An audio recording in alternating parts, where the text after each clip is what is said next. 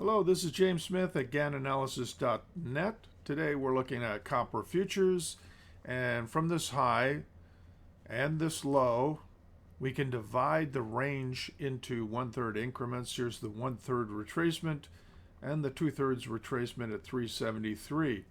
That's kind of interesting. You can see it's sort of finding resistance here at 373, but also at 373, you've got resistance from a zero line, which is a Gann fan line drawn up from zero instead of from a low. So the only difference here, it's a normal Gann fan. The only difference is we draw it up from zero at the time of an important low. You can see it's catching this low here.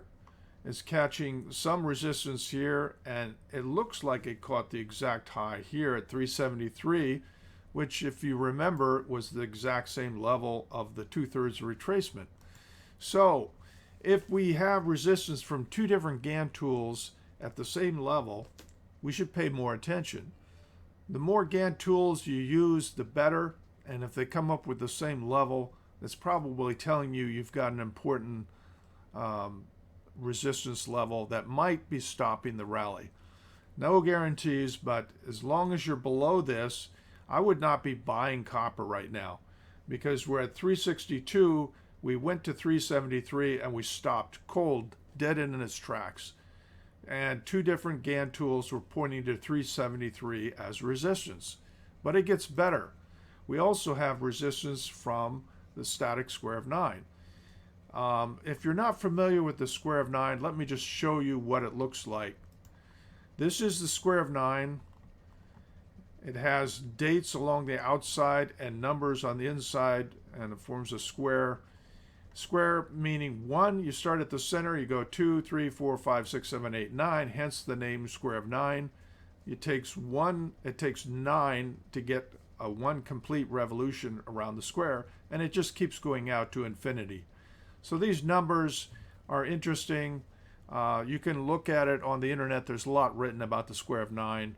I'm not going to go into all the details of it here today, but I just want to point out 371 is a cardinal level. Anything on this cross here, this iron cross, is called a cardinal level. It's more important support and resistance from a Gann perspective. So 371, remember that, because that's what I showed you just here. It's a 360-degree line or a zero line because it falls on that cardinal axis. North, south, east, west, that's the axis that we're talking about.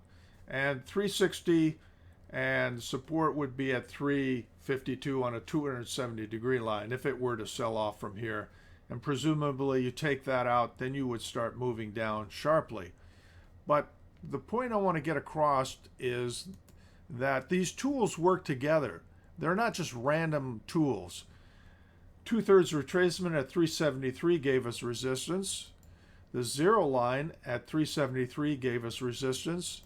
And the static square of 9 gave us resistance at 371, pretty close to the same level. So the important point, which is overlooked by a lot of people who call themselves Gann experts, is that you need to use all the tools. You can't just use one or two of them. And the more you use, the more likely you're going to see a pattern where 371 to 373 area is active resistance. So the point we're trying to get across is that Gann is not perfect, but if you have more than one tool telling you that this is active resistance, then you should pay attention.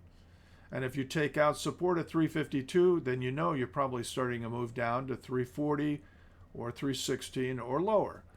So the interesting thing from a Gann perspective is that we have these tools, they're all pointing to the same price level, 371 to 373 area, and sure enough, the market seems to have at least shown a temporary top at that area. Now, there are cycles we can go into that will give us timing. That's for a different discussion. I just wanted to show you 3 different tools today that indicate a possible top, the 2/3 retracement, 373, a zero price fan with the 1x1 showing resistance at 373, and the static square of 9 showing resistance at 371. 3 different Gann tools, all pointing to the same area of price resistance. That is the magic of Gann. No other discipline, no other market charting system that I'm aware of is this sophisticated. It obviously demands more of the user. You can't do Gann very easily if you don't use all the tools. But if you do, it works really, really well. So if this is of interest to you, come to the website www.gannanalysis.net, register. You'll get some free reports. You'll learn something about Gann, and I'm hoping that, you know, even if you're not interested in copper, you'll see that this particular type of analysis can be applied to all markets: stocks, bonds, forex, commodities, even Bitcoin and cryptocurrencies. So the more of those free reports you look at, the more you're going to get an idea that, hey, this Gann stuff really works. And we'd like to have you register, and if you really like it, then we'd like to have you as a client. Thanks for your time.